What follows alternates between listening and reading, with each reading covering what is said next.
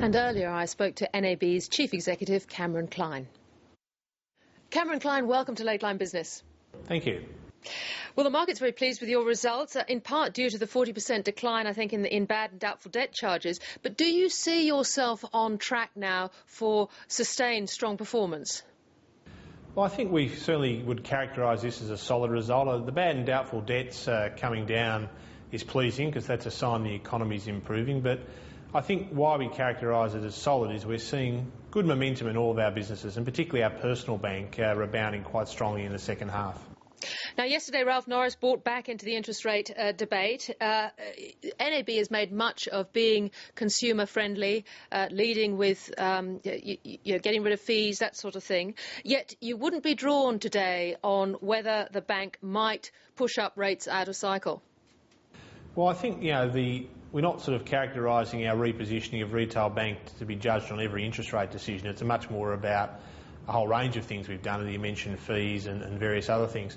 I think we're not getting into the interest rate debate. I mean, we don't forecast where that's going to land. I think we're just trying to call out today an increased transparency, and the facts around the debate is that the average cost of bank funding is rising. This is a very visible issue, though, in the public's mind. I mean, if you did join other banks by pushing rates up out of cycle, wouldn't that blow a hole in the credibility of your strategy to be very much the customer's friend? I don't think I'm going to be drawn on the interest rate thing, but no, I think we take a much broader view about the things we've done, and there'll always be, and this is a long-term strategy, we're sort of 18 months into a fairly substantial repositioning of our bank from a reputation point of view. There's lots of positive proof points along the way. Inevitably, in coming years, there'll be individual decisions we'll make which may not be perceived in light with the broader strategy. But as long as the vast majority of decisions we take are in line with the broader strategy, we don't get persuaded by one particular instance. Would it be fair to say that you don't have the same pressure to have to push up rates because you're not as exposed as the other banks to the mortgage side? Well, there's many moving parts in the rate debate, and I don't think it's helpful at this point in time to sort of get into a discussion around all those factors. But we just point to our track record. We've been a pretty competitive mortgage bank for the last 15 months. Now, there has been some recent rumbling, of course, from the government about the idea of Australia Post moving into banking services. What would that do to competition? Look, that's a question, I guess, for the government and Australia Post. It's not whether or not it may occur. I mean, what we've tried to do is say, well, if that scenario emerged, are we competitively positioned against that or any other competitive threats that might emerge? Because you are seeing the slow re-emergence of niche players in retail banking, be they credit card providers, online deposit providers, mortgage providers. And what we've tried to do is make sure no matter what emerges, be it the Australia Post scenario or any other competitive threat, that we're in fact very well positioned, and we believe we are.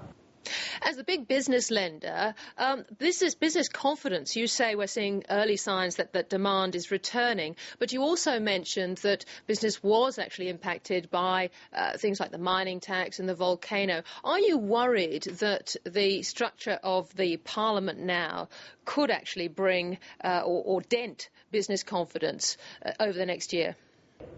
I haven't seen that be a feature of our business confidence surveys as yet. I think what I was calling out is that you need a sustained period of business confidence before people translate that confidence into actual investment.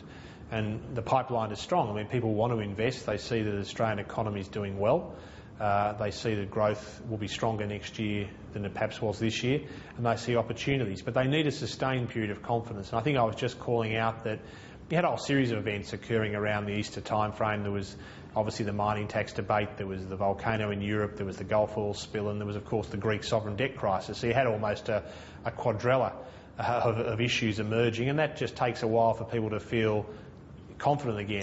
Now, despite the AXA AMP deal not going ahead, wealth management businesses have been very strong. I'm interested in your views on this area. We're just looking at KKR having a tilt at Perpetual. Blackstone and Carlyle, other equity funds, are looking at moving into the fund management or banking area. Do you see this as a significant change in the sector? Oh no, I think the dynamics that they see in wealth management are probably pretty similar to the ones that we see, and yes, AXA was a disappointment, but the reality is our wealth business is actually number one in many segments now and is well positioned for growth. AXA was never a feature of something we needed for 2011 or 2012. If it was, we would have been the initiator of the transaction. We weren't. We responded to a structural change, but it doesn't impact our view that there's strong organic growth in these markets. And finally, has the strengthening of the Australian dollar led to any changes in strategy for you? No, it hasn't. I mean, obviously it's having an impact on how we translate our foreign earnings into Aussie dollars. But I think the thing we're watching most closely is what impact a sustained high dollar will have on our business customers, either those that are benefiting from the importation of goods and services, and also for those that are in a more price-conscious export sectors. Now, we haven't seen impact as yet, but we are certainly closely monitoring what the impact of a sustained high dollar might have on those business customers. But you're not about to buy up Britain again? No, I mean, I don't think, we make our decisions based on the long-term strategic positioning. We're not into the trading business of just deciding to buy something because the dollar's in the right position. So it hasn't had an impact on that strategy, no. Cameron Clyne, I thank you very much for joining us on Lateline Business. Thank you, Tiggy.